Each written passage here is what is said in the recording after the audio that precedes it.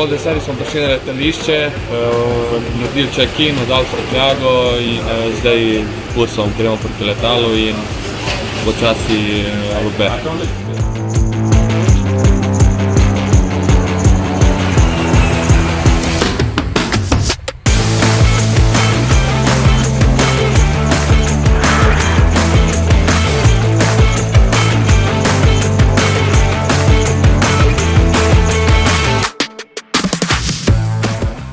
Ko smo prišli na letališče, smo se odpravili v hotel, pojedli kosilo, pol pa dosti hitro se odpravili na trening.